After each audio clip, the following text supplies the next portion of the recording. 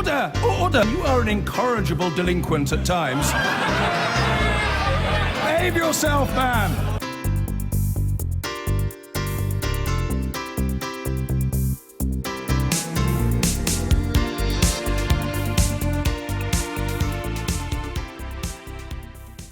Cabinet election, Greg Clark. Labour's Caroline Flint, who chose to return to the backbenches when Jeremy Corbyn won the leadership. The Liberal Democrat former Business Secretary Vince Cable, thrown out at the last election. The parliamentary sketch writer and theatre critic for the Daily Mail, Quentin Letts. And Britain's best-known classicist, Professor Mary Beard.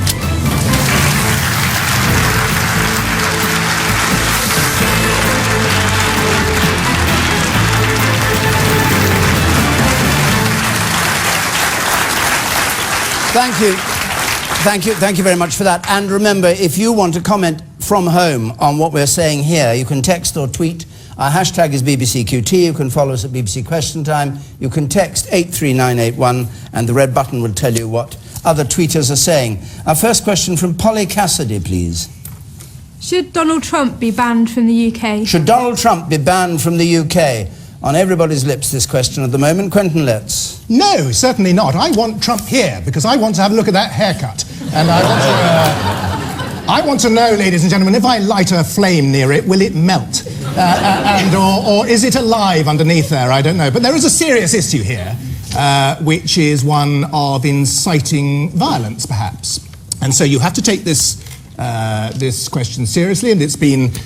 there's been a big petition that a lot of people have signed saying that we should never let Trump into this country on account of what he's said about not allowing Muslims into the United States. I think we are overreacting. I think we are dignifying him too much. In some ways, what he has said is uncontroversial because I think everybody in Britain disagrees with it. But should one ban people on account of not liking what they say? I've got a suspicion that that's not a particularly British reaction. You say everybody, but according to YouGov, a quarter of the country agrees with him. Well, I don't know, but I'm wary in this country, at least, that there seems to be a competition going on. A quarter of this country? Well, I'm not sure I believe that, actually. All right. I don't think it's practical to try to ban people on account of their religion. Okay. And there is a competition going on in this country among the political world to say, no, I hate Donald Trump more than anyone else. And there's a strange competition going on to say, no, we are really the most vehement about this, and let's just give it a break and not get quite so het up about what is a plainly unreasonable... All right, let's hear from some members of our audience. You, sir, there, and then the woman on the gangway there. You, first of all. I do find it quite strange that we ban certain people from coming into the country. For example, we banned Mike Tyson from coming in at one point. But then we let the Chinese premier, the premier of a country with numerous human rights abuses, come into the country with no issue at all, with open hands. What do you think about Trump? I think he's as bad as anyone else, but he should be allowed in if he wants to come in. And the woman on the gangway there, yes. I don't think this should be taken lightly. This is a man that could potentially become the leader of one of the biggest countries in the world. So what he says yields a lot of power. I mean, he said that Muslims should have ID cards. What is he going to say next? Should we all wear armbands so that we should be identified? This is ridiculous. Okay, Mary Beard. Well, and I'll come to you in a moment. I'd quite like to get him here, actually, so that we could explain to him why he's wrong. I mean, leaving him in America to say all this stuff is fine, but actually, he'd be much better off on a panel of Question Time, actually being challenged about his views. And in the end, rather than banning him, I was really more worried by the idea that he was, until I think yesterday, still in his role as business ambassador for Scotland. Now, happily, Nicola Sturgeon has got rid of him, saying something like he was no longer fit for the job. And I thought, when was he fit for the job? Okay. This isn't his first offence, Okay.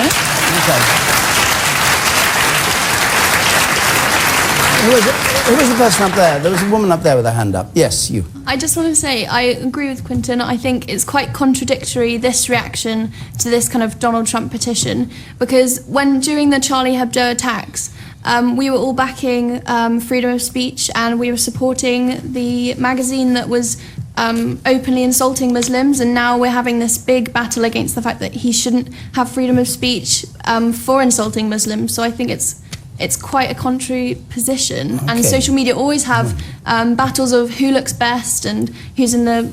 But as you can see in these two situations, they've disagreed on freedom of speech. Okay, so social media are not to be relied on for consistency. Yeah, consistency. They've disagreed. Say that again. So, yeah. Okay, Greg Clark. No, thanks. Good point. Well, no one has an automatic right to come to this country, and it's for the Home Secretary to decide. But I think the question is he mostly an offensive idiot, or is he an inciter of hatred? And actually looking at some of the other things he's had to say about women, for example, he certainly qualifies as the former. But rather like Mary, I'd actually like him to come here. And what I would do, if I had him with me, I'd take him around to meet some of my Muslim constituents and friends and introduce him to some of the pillars of our community.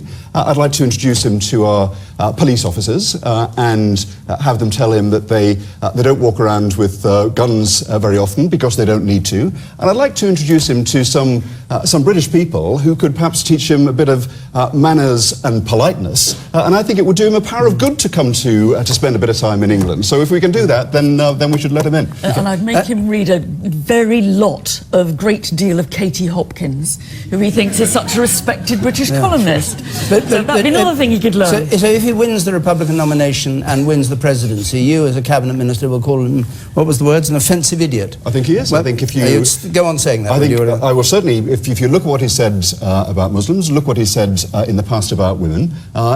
Fortunately, I expect that the good sense of the American electorate will give him the result that he deserves. Okay, you say in the front here, and then I come up there. Yes. I don't agree that he should be banned.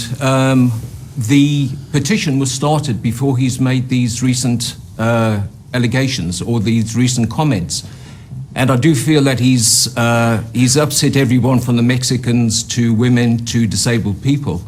And it's only gained momentum since he's made the remarks about Muslims. So I just want to know that, because I heard this morning on Radio 5 Live, the lady from Aberdeen who actually initiated the petition. And, it was going on before that. So I don't want to... Obviously, Muslims, the way that things are going within the world at the moment, it is a big talking point. Yeah, there are a couple of petitions. One is a government one to try and get a debate in the House of Commons. Which this is the one that I'm talking about. Caroline Flint, what do you think?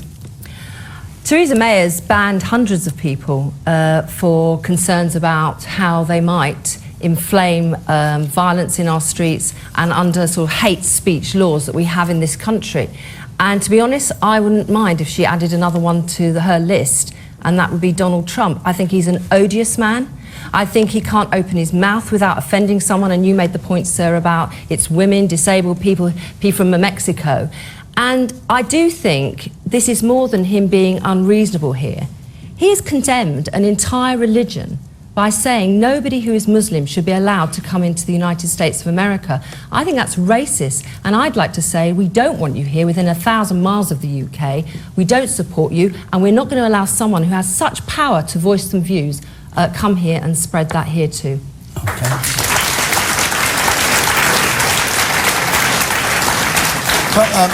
Polly Cassidy, who asked the question, what's your view, having heard those comments? And Vince Cable, I'll come to you in just a second. Yes. I don't think he should be banned, but I just wish he would go away as well. I just find it really depressing that he's been treated as entertainment when it's actually quite a serious matter that's at hand. And the media seems to be feeding into that by treating him as a laughingstock. But George W. Bush was a bit of a laughingstock, and he got in several times. So. Anyone? Yeah. Does anyone agree with Donald Trump in what he said about banning Muslims? You do, so yes, there.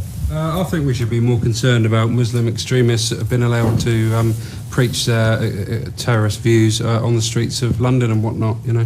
That's not what he was saying, though. He was saying ban all Muslims from entering the States. I understand that, but, you know, previously we've allowed other clerics like Abu Hamza to preach on the streets of London, and we've just allowed it to carry on, you know. So you think he's wrong in the way he's put it, but what he's getting at is right? I don't necessarily agree with him, but I don't think we should be worried about banning him from the UK. You wouldn't ban him, or you would? No, not really. Vince Cable. Well, I wouldn't ban him for different reasons. I mean, the guy's appalling, ignorant, ugly prejudices, all those things, but you have to confront these arguments. I think one of this programme had its finest hour was when Mr. Nick Griffin of the BNP was in his finery, rising up the public opinion polls. A lot of people said, keep him off question time, but he was allowed on. He was shown up to be shallow, ignorant and prejudiced, and it helped to turn the people against him. And one has to deal with these people head on. Now, in terms of the comment that the gentleman at the back made, who was moderately sympathetic to Trump, I mean, in a way, the government's created its own problem here, because Theresa May and the Prime Minister have brought in this concept of the non-violent extremist. One of the battles I fought at the end of the government, I think Greg was on my side on this one, was they were trying to stop universities and other institutions having these people speak.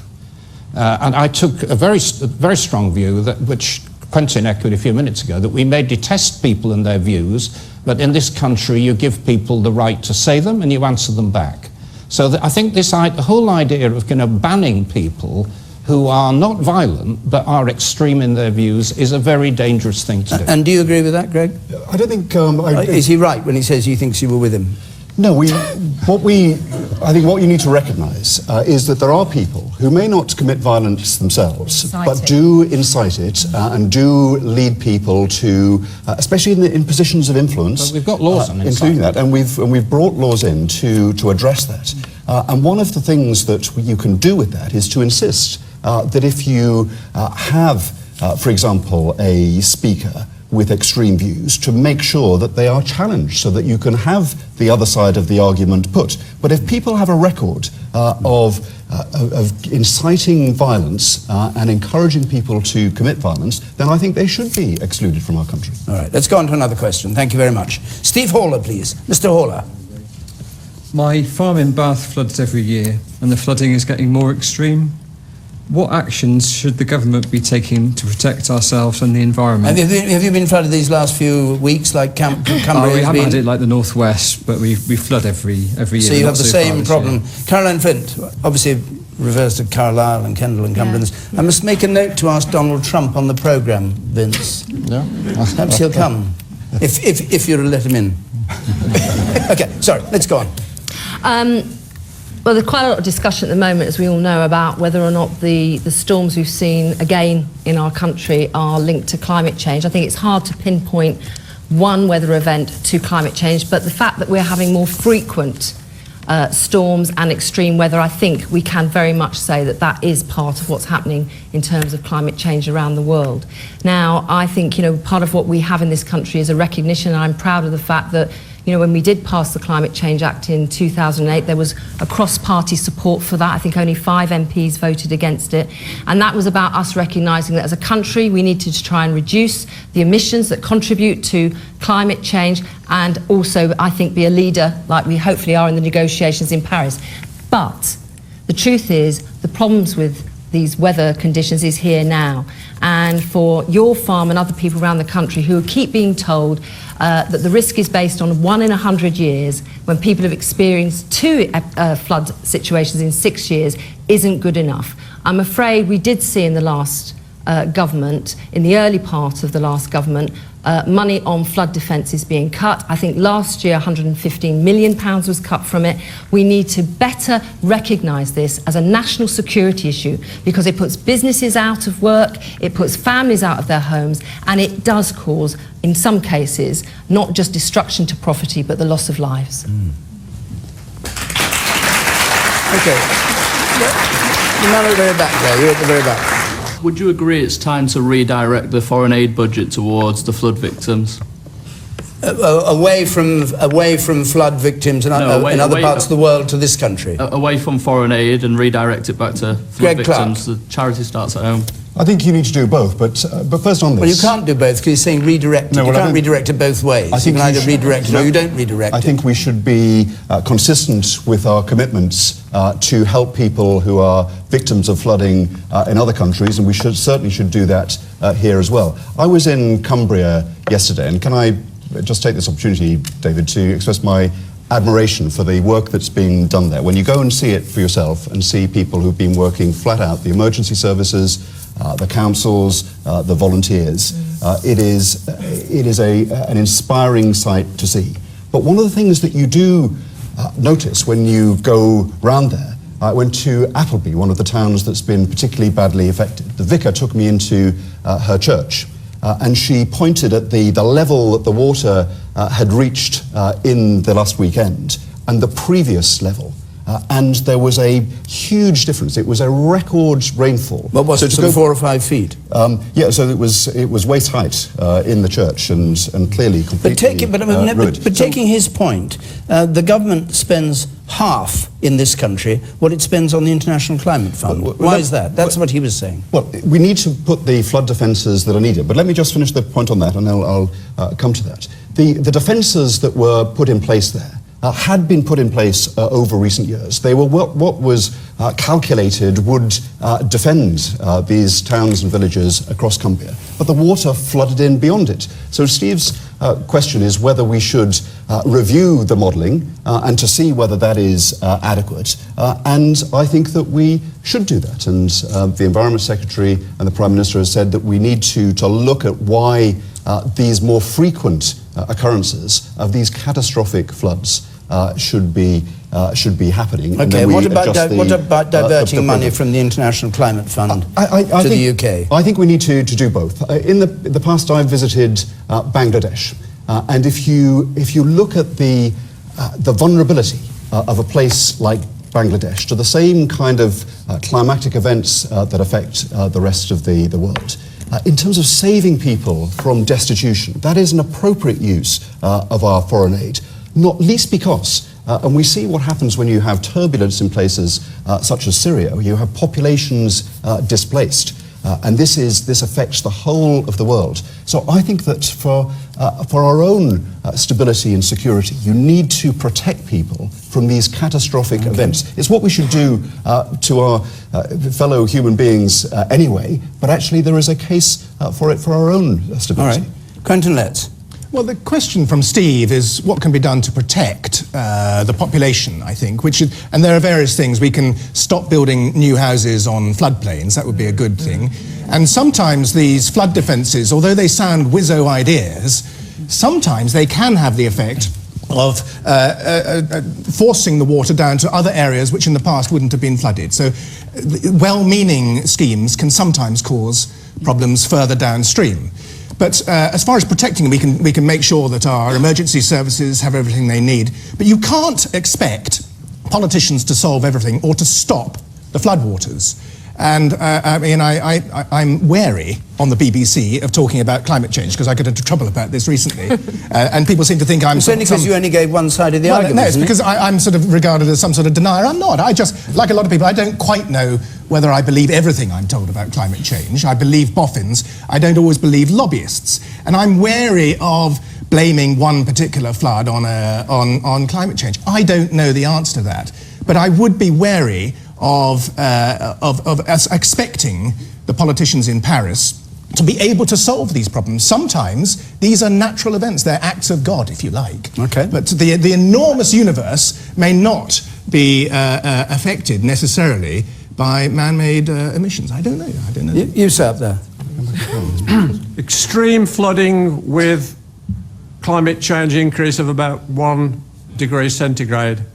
Predictions of 2 to 3 degrees centigrade. Why is the government cutting the support for renewables in the likelihood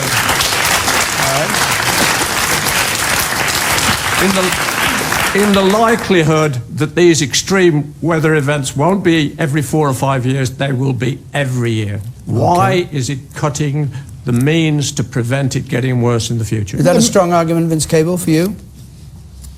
Well, none of us are climate change scientists, and we can't attribute particular events to climate change. But nonetheless, the chief scientist of the Met Office established a very clear link between what's happening on a global level. You know, we've got the 15 hottest years that we've ever recorded out of the last 16. the link between the warming of the world, increasing turbulence and extreme events. And I think that is now reasonably well established scientifically. I think your follow-up comment, why aren't we moving more towards renewables? I mean, there has been over the last few years a move in that direction, but the government over the last few months has done some very, very retrograde things. I mean, it isn't just cutting the subsidies to solar power, for example. They now charge value-added tax. It's actually penalising one of the emerging new technologies. Why do you think they're doing that? Well, the Chancellor of the Exchequer, I think, is not terribly committed to this agenda. Or to take another example, I helped to set up with my colleagues in the coalition the Green Investment Bank, which has now mobilised about 10 billion of investment in new renewable technologies, in waste disposal, energy efficiency, and that is now being shoved wholly into the private sector, so it can no longer perform a proper environmental function. I mean, this government is backing away from an environmental agenda and from commitments to global warming at a time when we need it more than ever before. Vince, that's not the case.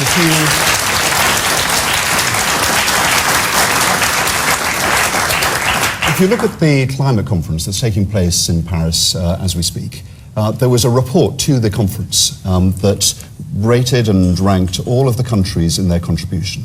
The UK was second only to Denmark in the progress that we're making.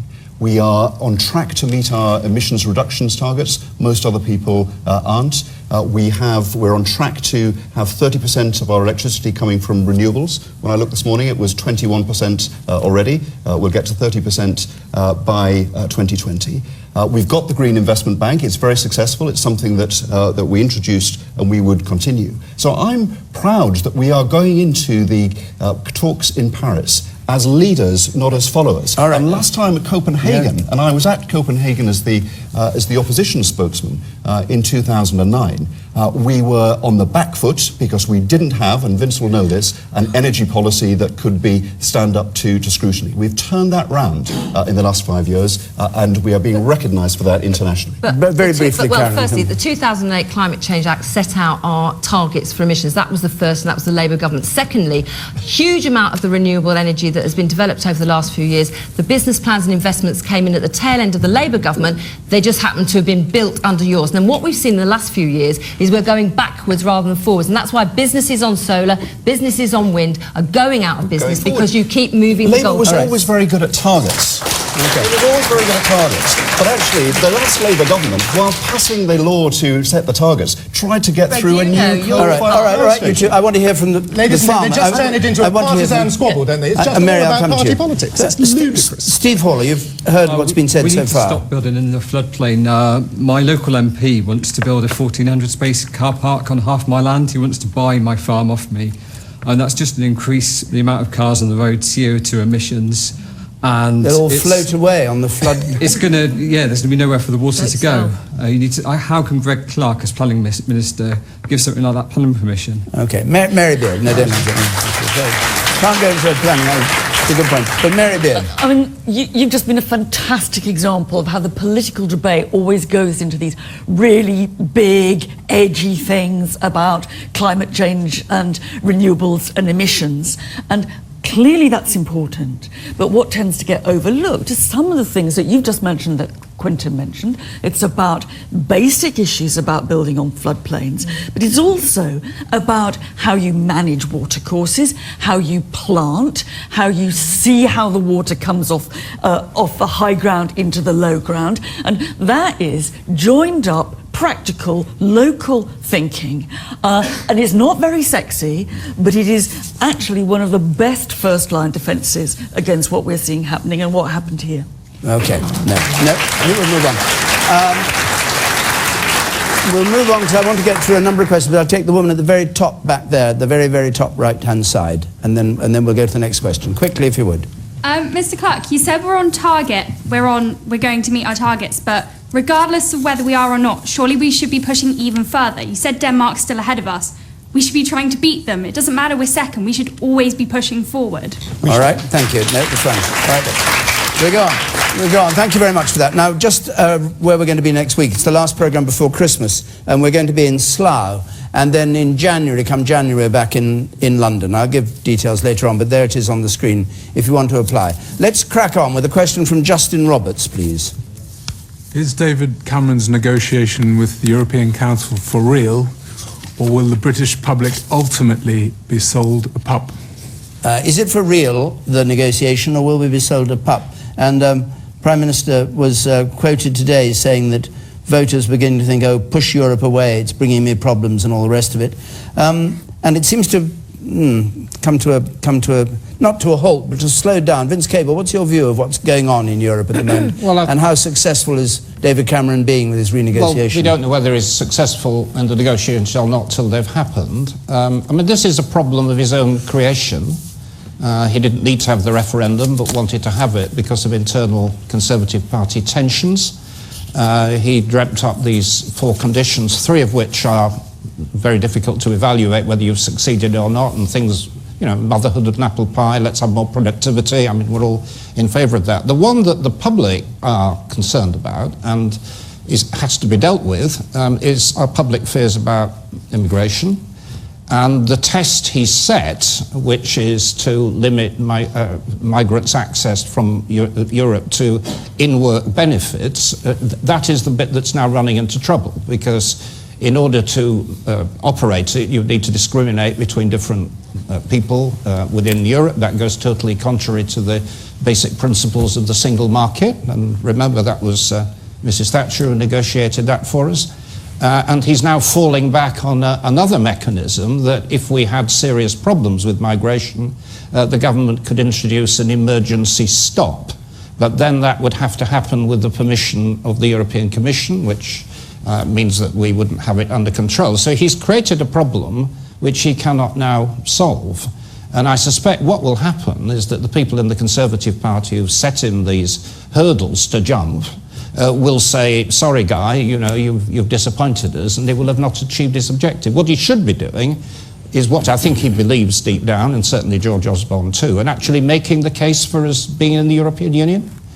You know, it's a difficult case to make at the moment because of the problems the Union are having, but the, you know, the livelihood of millions of people is now tied up with our trade and connections with Europe. We have to fight the nationalism, which is becoming increasingly common and which the European Union has protected us from. So there's very, very basic arguments of what he should now be making, not engaging in this rather futile and I think ultimately pointless diversionary exercise. And Justin Roberts, who asked the question, do you agree with what Vince Cable has said, that do you think that there should be or would be?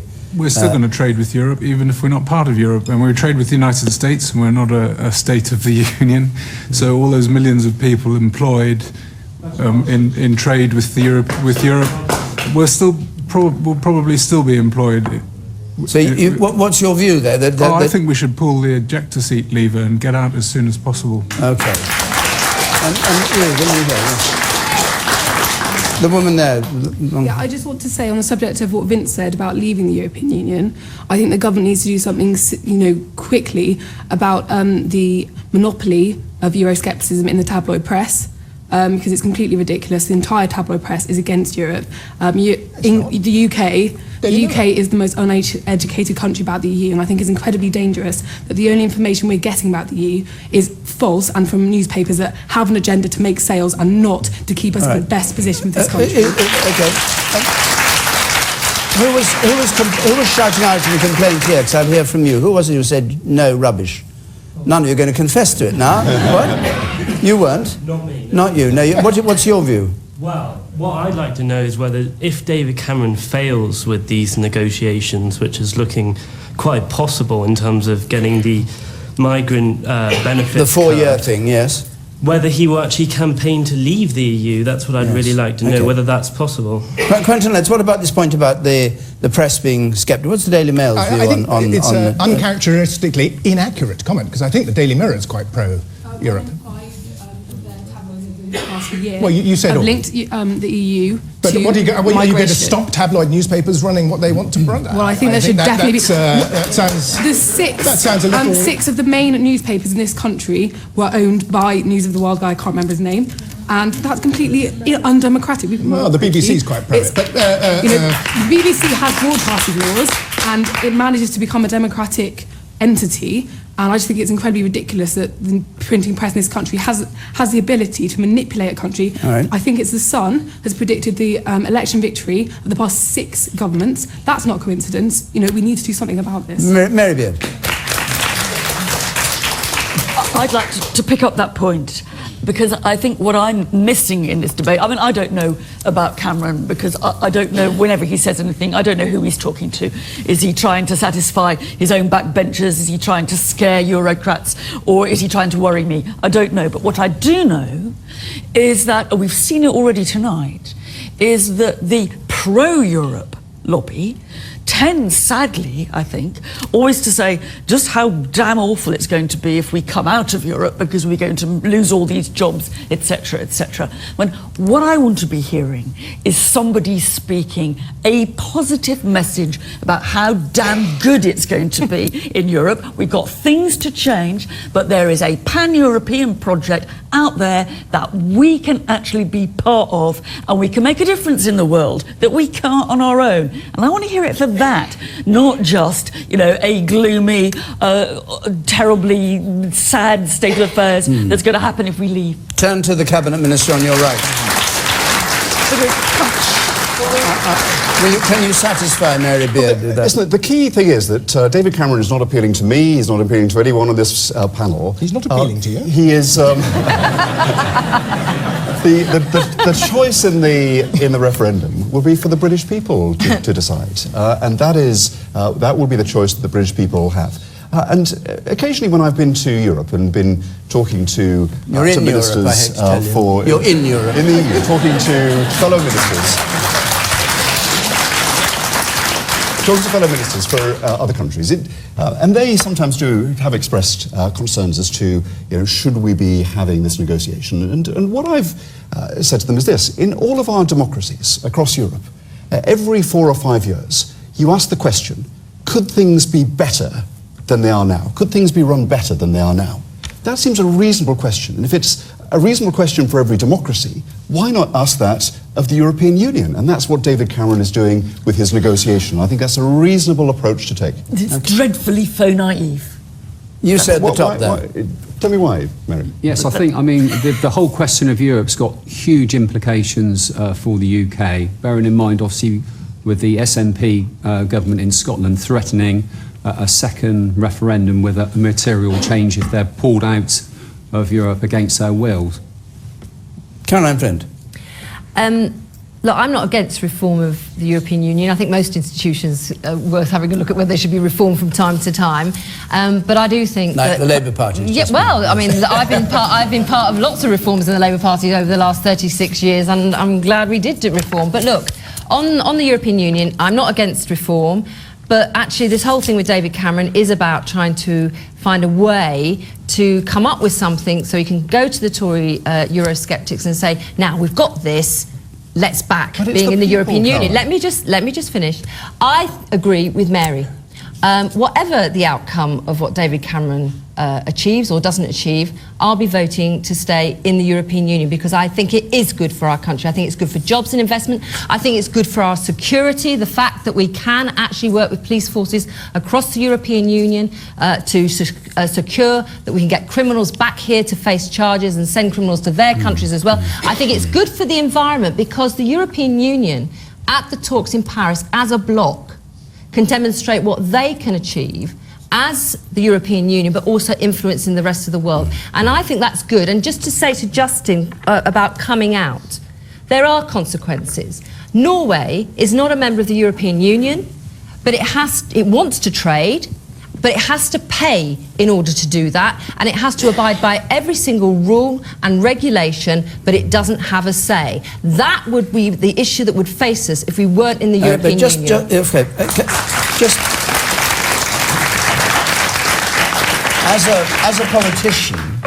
As a politician, are you sympathetic? You just said David Cameron was doing it to pacify or satisfy the sceptical backbenchers. Are you sympathetic to a politician having to do that to keep his party together? Or do you think he's just ignored them? I don't know how the Labour Party goes. I just think isn't it a reasonable thing? David Cameron has, ever since he's been the leader of the Conservative Party, had a problem with those Eurosceptics. Well, what can you do? You can't kick him out of the party. Right. But what he has tried to do, and I agree with Vince on this, he's set up a false premise here that somehow he can go around and have all these meetings and sit downs with other EU heads of state and come up with something. It has taken, what is it, 5 years at least for him to come up with a list of demands? Well, that's what Justin's saying. My view is, it's a false premise. Yeah. We should celebrate what a huge advantage we have from being part of the European Union. Quentin Letts. David Cameron has this sort of knee-jerk optimism, and he goes bouncing off to Europe like Tigger. And then he bounces slap into some peevish Pole or a ruminating Romanian, and they say exactly the opposite to what he wants them to say. And then there is this slightly schizophrenic press conference where the peevish Pole will say, we're not going to give you anything you want. And Cameron, talking to the British press, says, that's absolutely marvellous, she's going to give me everything that I want. And there is a strange sort of non-connect, a disconnect there. My feeling about this, and I haven't always been some steaming Eurosceptic, but I think I'm starting to simmer. And I get the impression that the British people are, as David Cameron said today in a Spectator interview, they're slightly getting fed up with Europe. And that's because the optimism, as Mary was saying, has gone out of the European Union. And people are now thinking, and I think they may be right, that the sunlit uplands may be on the leave side. And so my personal feeling at the moment, let's cut the Gordian knot and get out. Okay, there are a number of hands up at the back there. Now just go, perhaps the woman in white there, and then the woman on that end there, yes. Yes, you first. I'm not a woman. You're not a woman. Don't worry, I'm not offended. No, you are. No, you are. I can see you in close-up now.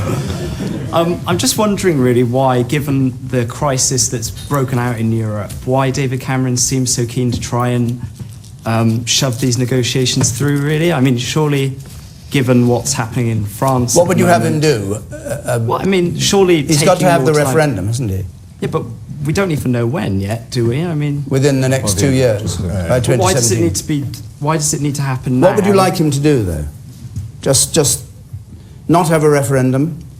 No, he can have a referendum, but if he wants to have this renegotiation, it just doesn't seem really like a... It doesn't really seem genuine at this point. Okay, and the woman there, if you are a woman. I am a woman. One of the main reasons for creating the European Union in the first place was to prevent a world war happening again.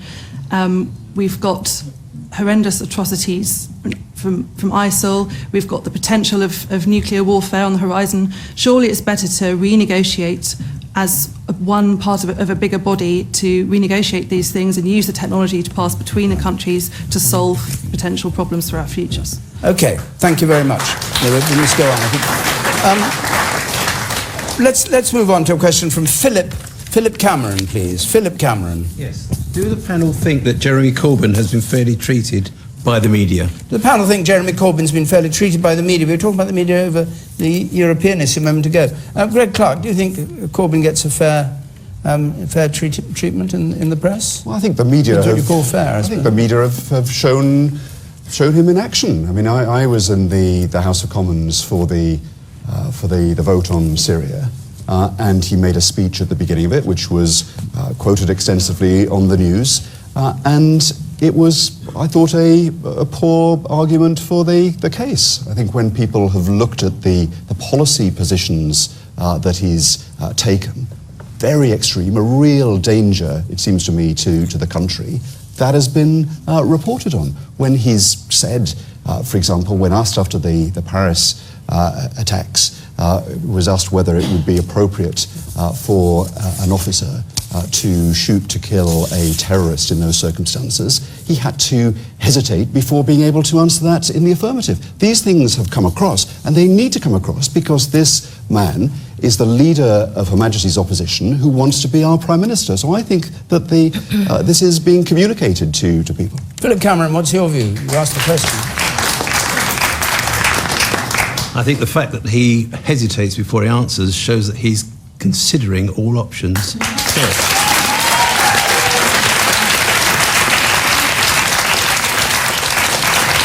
Mary Beard.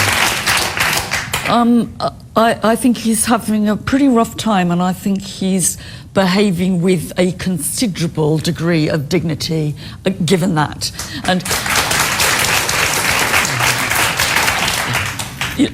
And you look through the papers and you think, just as, for example, on this problem about whether he's going to go to the Stop the War Coalition party, you think the poor man is going to be hung if he does and hung if he doesn't. Who's going to hang him if he doesn't? Is he going to sing? Who's Wait a minute. Is he go? going to sing the national anthem? Right. If the poor guy sings it, then he gets, look at this, he's a Republican, what a hypocrite. If he doesn't sing it, they say, look, and he hasn't even got the decency to respect our boys and to sing the national anthem like he should. I think that quite a lot, not everything, quite a lot of what Corbyn says, I more or less agree with, and I rather like his different style of leadership. I like hearing arguments, not sound bites. And if the Labour Party is going through, at the moment, a rough time, and I'm sure it is rough to be in there, I think it might actually all be to the good, and he might be changing the party in a way that would make it easier for people like me to vote for.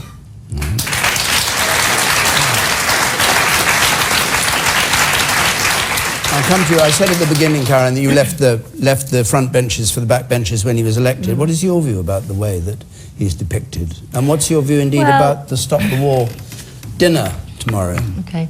Well, let me start with Philip's question about the media first, if I may. I think some of the stuff has been pretty trivialised. I think some of the early stuff about, watching him at the commemorative service and the national anthem and what have you, even at the cenotaph, comments made as well, which I thought were pretty unfair. And, that sort of coverage isn't exclusive to Jeremy. Lots of politicians and lots of Labour leaders have had to deal with that. And, as I say, I've been in the party 36 years, so I've seen quite a lot of that over the years. I do think that, is a massive, big step up of a job from being a backbencher where you can, do your own thing to being the leader of the Labour Party. Now, one of the things that Jeremy has, undoubtedly, he won an election with a huge mandate, but also part of the reason why he won that election was that he had a certain authenticity that came across during the process that people liked over and above the other leadership candidates. Now, I don't think he should be packaged or modelled to get rid of that, but what he does need is to make sure that the team around him recognise that he needs support to be able to do his job. And I think in some cases, when it's come to the media, they haven't helped him. But, it's a big job.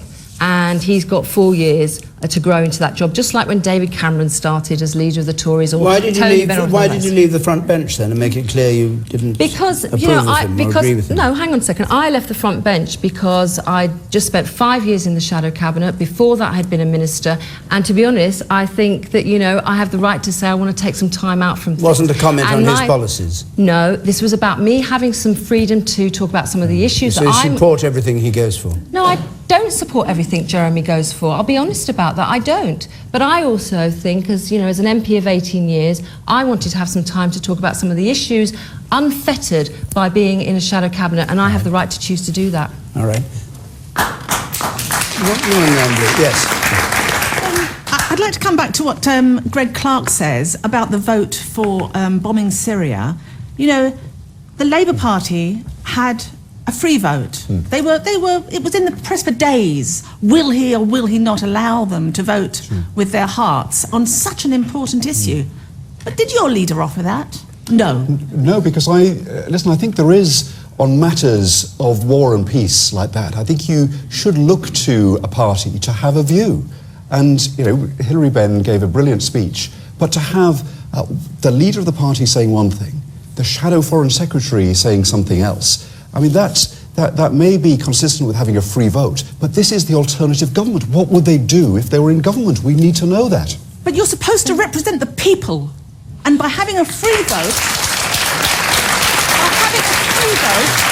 you could speak with your heart. You could speak for the poor souls who are going to die as a result of it. But your party didn't offer a free vote, and that is so, so wrong. Vincent Cable, do you think a free vote would be the right way to go, or was the right way to go on this? Well, I'm sure it was. I'm sure it was. But you don't think a government has to have a consistent, an opposition has to have a consistent view? Well, I think, you know, there are issues of conscience here. I mean, I remember when my party came out against the Iraq war, we discussed it at great length. There was no attempt to coerce people to particular positions. There's no obvious party ideology behind a choice of that kind. I would actually myself have, if I'd still been there, voted for the strikes, but I think to have had an open debate on it is commendable. But if I could just go to the issue of Jeremy Corbyn, I think, you know, the brutal politics is that he's rather disastrous for the Labour Party's prospects, and for the fact that we don't now have an effective opposition. You know, my party's in the wilderness, the Labour Party is talking to itself, and that is bad.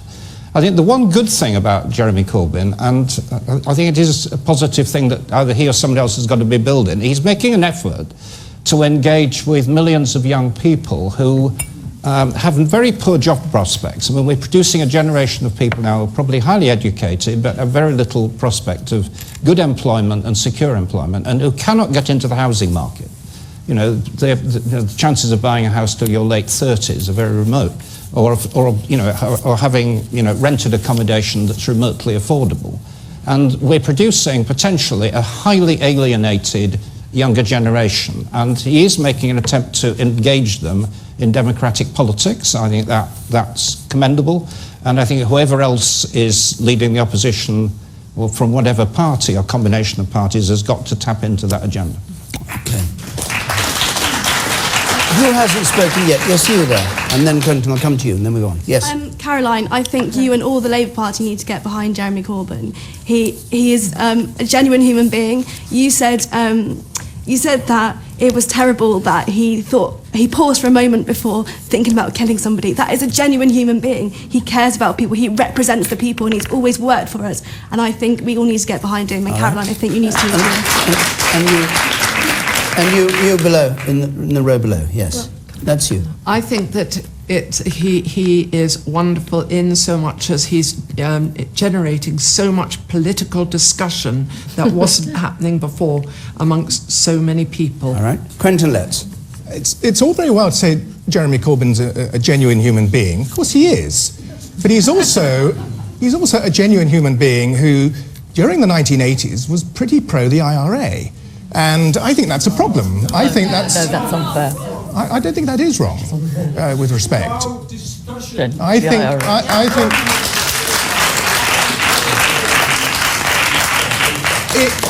I personally am worried that he is not more critical of people who seem to be our enemies. And I think that's a problem for the Labour Party in a general election. It is bizarre to be a journalist at Westminster at the moment, because you're walking down the cloisters and Labour MPs almost run up to you to slag off Jeremy Corbyn. We are not, the media, we are not making up. For once, we are not making things up when we report that there is division in the Labour parliamentary party. And at that, when Hilary Benn gave that striking speech in the House of Commons, he turned to his own party, he was addressing it to his own party. At the end of it, there was just tremendous applause. I think I may have seen you clapping him very vehemently. And that applause, I think I'm right in interpreting, was anti-Corbyn. This is a parliamentary party, at least. Well, I'm afraid I think very much it was, actually. It was pro-Hillary speech. It was pro-Hillary speech, which was anti-Corbyn. All right. All right. There seems to be a lot of. Is this audience entirely supporting Jeremy Corbyn as leader of the Labour Party? I have a feeling that the Conservatives among you may be applauding just as loudly as Labour members. Yes, you down here. I think the fervour that you heard from the young lady at the back there needs to be taken notice of. What the Labour Parliamentary Party seems to have forgotten is that they lost the last election. And if we are ever going to win another one, we need an awful lot of young people voting Labour. And that's what Jeremy Corbyn is bringing to the table. Very, very briefly, Caroline. Very briefly towards something. I'm all in favour of having more young people join the Labour Party. I joined at 17. But I have to say to you as well, in the last election, You know, we lost massively amongst older voters, and at the next election, a majority of voters are going to be over the age of 55. So we do need young people, but we have to recognise that in winning in 2020, we have to stop just talking to ourselves, which is what we have been doing for the last 6 months, and start talking to the public about why they didn't support us and how we can win their support back. And Jeremy has a huge Jeremy has a responsibility to make sure, as our leader, he reaches out beyond the Labour Party members to that group of people as well. Can I just, before we close, can I just hear from any Conservative supporters in the audience who have a view? Yes. The question was if the media had treated Jeremy Corbyn unfairly or fairly. And I think the media has. I think when Jeremy Corbyn has done foolish things, the press has reported his foolish things. And really the only people who think that Jeremy Corbyn has been treated in an unfair way by the media are really what I call the closet communists. Okay. Thank you. No, we've got a few minutes left. I want to take another question. This is something that we've had, a question that's underlain a lot of our discussions over the last few months about the National Health Service, and it's from Leanne Clark, please. Leanne Clark. Okay, why isn't more being done by the government to support people suffering with mental health conditions in the UK? And everybody knows, of course, the NHS is stressed financially, so I suppose your question, Leanne, is whether they should put more money in or whether they should take money from other parts of the NHS to spend on mental health issues. Caroline Flint, what's your view?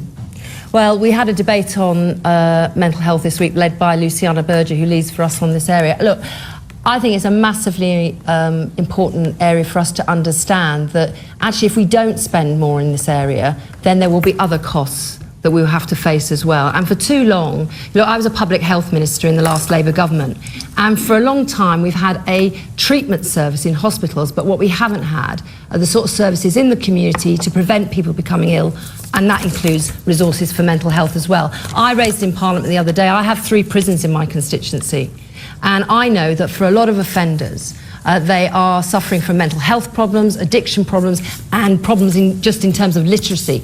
So we really have to look. If we are going to say there needs to be parity between mental health and physical health, we've got to find a way to make sure that's a reality, because at the moment, services are being cut back. People who need hands-on support are isolated on their own, and they can not only be a danger to themselves, but sadly, tragically, they can sometimes be a danger to other people as well, and that's just not acceptable. The budget put back the money that had been taken out, I think, in real terms, Vince Cable, didn't it, the last budget? But I think the problem is actually the lack of joined-up government. If you just take one example, the so-called ESA, which is the modern word for dole, a very high percentage of people on ESA have mental health conditions, but although their conditions are treatable, particularly with talking therapists, things of that kind, they're not being directed into any kind of treatment. So as a result, they're out of work and their mental health conditions are getting worse. I think towards the end of the coalition government, I think partly my boss was a key influence on this actually. Mental health was being elevated from its traditional status as the Cinderella of the health service. And I was given a small pot of money to bring use adult education for helping people with mental health. This is not just an NHS issue. It is, as Caroline says, it's about prisons, it's about unemployment benefit, it's about schools, and thinking about this problem in a joined-up way, which is completely absent now. Mary Beard. The simple answer about why it's neglected is that it's much less visible to most people most of the time. There's no blood, or there's not often blood involved. And I think that makes it just easy to shut your eyes to. Now, I think it is changing, and I think it's changing in a way that I hope will actually require and need and demand extra investment, because, as Caroline says, that investment will be repaid over and over again economically, even if you were just to do a brutal economic calculation, never mind, the cruelty and the unfairness to the individuals concerned. You come out ahead if you look after mental health. Okay. Quentin Letts.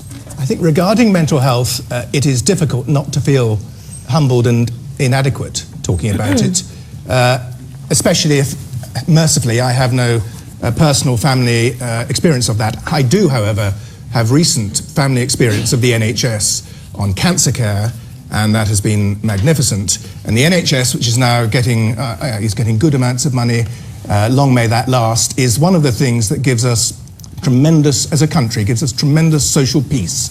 And all I can say is I'm proud that that is the case. Okay.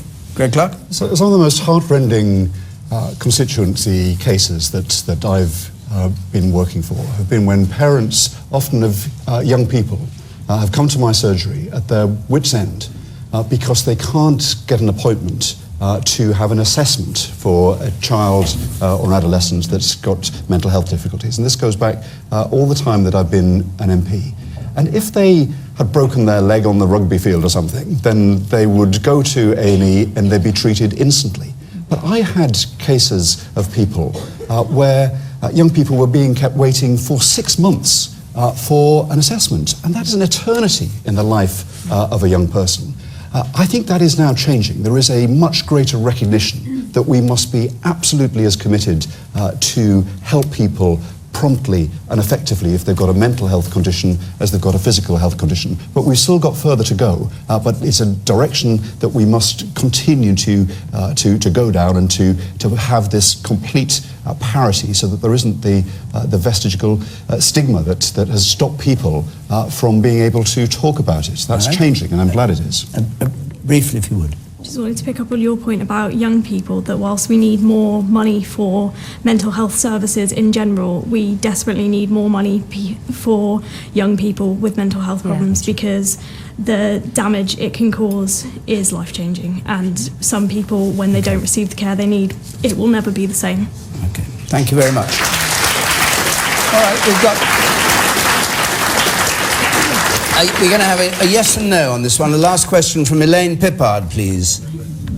Should Tyson Fury compete in Sports Personality of the Year? Should Tyson Fury, the boxer, be allowed to be one of the nominees for Sports Personality of the Year, or should the BBC kick him off the list? I'm going to go round the table very briefly. You know what he said about a woman's best places in the kitchen and on her back, and talking about homosexuality and paedophilia and abortion being the work of the devil. Mary Beard, should he be there or should he be kicked off? Just a yes or no? He's not in my dream team for a dinner party, but yes, have him there and vote for somebody else. Okay. Greg Clark? Yes or no, you can say. Don't vote for him. Vote for Andy Murray for what he did in winning the Davis Cup for us. He's the guy to vote. Caroline Finn? Kick him off. He's won his sport achievements, but for this it's about his personality, and we need better ambassadors in British sport than what Quentin Letts, sportsman ambassadors? I definitely have him in because I want to see the punch-up between him and Claire Balding at the end. My money's on Claire, I think. I think she'd take him, in a sense. Vince Gable. I wouldn't have him on. I mean, it is called the Sports Personality of the Year. It's not the Sports Person of the Year. It's about personality as well as sport, and he's failed that test. Okay. Thank you all very much. Thank you very much, and thank you for your swift answers on that issue, but our hour's up.